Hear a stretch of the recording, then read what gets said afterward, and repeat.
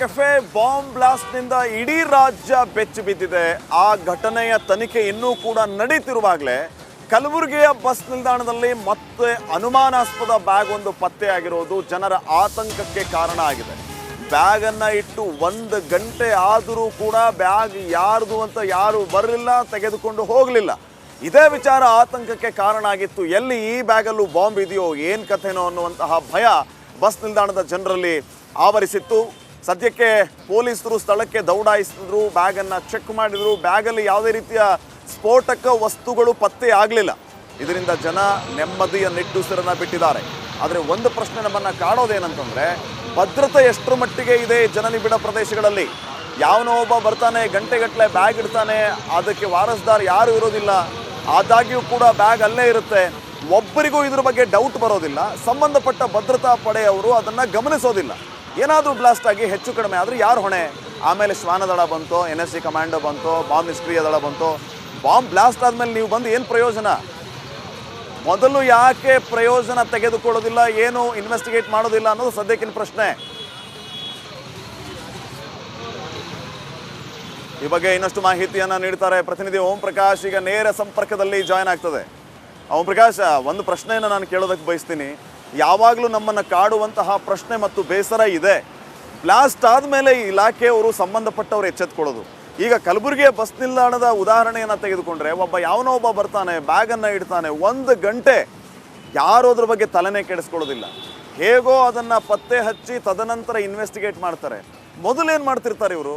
ಯಾಕೆ ಈ ಬಗ್ಗೆ ನಿಗಾ ವಹಿಸೋದಿಲ್ಲ? ಜನನಿಬಿಡ ಪ್ರದೇಶದಲ್ಲಿ ಭದ್ರತೆಯವರು ಎಷ್ಟು ಎಚ್ಚೆತ್ಕೊಂಡಿದ್ದಾರೆ ಅನ್ನೋದೇ ನನ್ನ ಪ್ರಶ್ನೆ.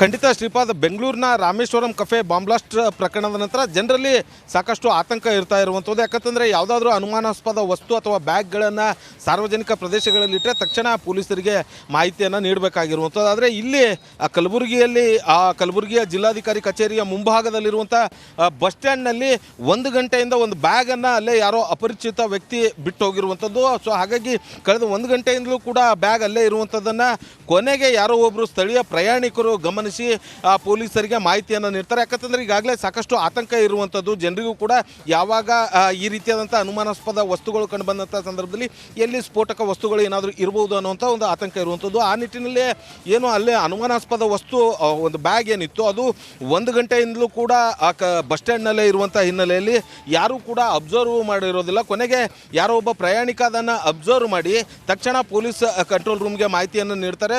ತಕ್ಷಣ ಏನು ಸಂಬಂಧಪಟ್ಟಂಥ ಪೊಲೀಸ್ ಅಧಿಕಾರಿಗಳು, ಎಲ್ಲರೂ ಹಿರಿಯ ಅಧಿಕಾರಿಗಳು ಕೂಡ ಆ ಒಂದು ಬಸ್ ಸ್ಟ್ಯಾಂಡ್ಗೆ ಬಂದು ಬ್ಯಾಗನ್ನು ಕೂಡ ಪರಿಶೀಲನೆಯನ್ನು ನಡೆಸೋದಕ್ಕೆ ಮುಂದಾಗ್ತಾರೆ. ಬಾಂಬ್ ಸ್ಕ್ವಾಡ್ ಸೇರಿದಂತೆ ಬೇರೆ ಬೇರೆ ಅಧಿಕಾರಿಗಳು, ಎಕ್ಸ್ಪರ್ಟ್ಸ್ ಬಂದು ಆ ಬ್ಯಾಗನ್ನು ಕೂಡ ಪರಿಶೀಲನೆಯನ್ನು ಮಾಡ್ತಾರೆ. ಪರಿಶೀಲನೆ ಸಂದರ್ಭದಲ್ಲಿ ಬ್ಯಾಗಲ್ಲಿ ಏನು ಇಲ್ಲದೆ ಇರುವಂಥದ್ದು ಕೂಡ ಕಂಡು ಬಂದಿರುವಂಥದ್ದು. ಆದರೆ ಸದ್ಯಕ್ಕೆ ಆ ಬ್ಯಾಗ್ ಯಾರು ಇಟ್ಟಿದ್ದಾರೆ ಅನ್ನೋದ್ರ ಬಗ್ಗೆ ಕೂಡ ಇನ್ನೂ ಪತ್ತೆ ಹಚ್ಚೋದಕ್ಕೆ ಮುಂದಾಗಿರುವಂಥದ್ದು.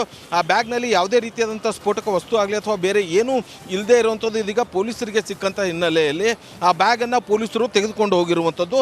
ಇನ್ನು ಆ ಬ್ಯಾಗ್ ಯಾರು ತಂದಿಟ್ಟಿದ್ರು, ಯಾಕೆ ತಂದಿಟ್ಟಿದ್ರು ಅನ್ನೋದ್ರ ಬಗ್ಗೆ ಕೂಡ ಇದೀಗ ಪೊಲೀಸ್ ಅಧಿಕಾರಿಗಳು ತನಿಖೆಯನ್ನು ನಡೆಸೋದಕ್ಕೆ ಮುಂದಾಗಿರುವಂಥದ್ದು. ಭಾಳ ಪ್ರಮುಖವಾಗಿ ಬೆಂಗಳೂರಿನ ಏನು ರಾಮೇಶ್ವರಂ ಕೆಫೆಯಲ್ಲಿ ಬ್ಲಾಸ್ಟ್ ಆದ ನಂತರ ಏನು ಜನರು ಎಚ್ಚೆತ್ತುಕೊಳ್ಬೇಕಾಗುತ್ತೆ. ಅಂದರೆ ಈ ರೀತಿಯಾಗಿ ಸಾರ್ವಜನಿಕ ಪ್ರದೇಶಗಳಲ್ಲಿ, ಜನನಿಬಿಡ ಪ್ರದೇಶಗಳಲ್ಲಿ ಯಾವುದೋ ಒಂದು ಅನುಮಾನಾಸ್ಪದ ವಸ್ತು ಅಥವಾ ಬೇರೆ ಬ್ಯಾಗ್ ಈ ರೀತಿಯಾಗಿ ಇಟ್ಟಂಥ ಪ್ರಕಾಶ್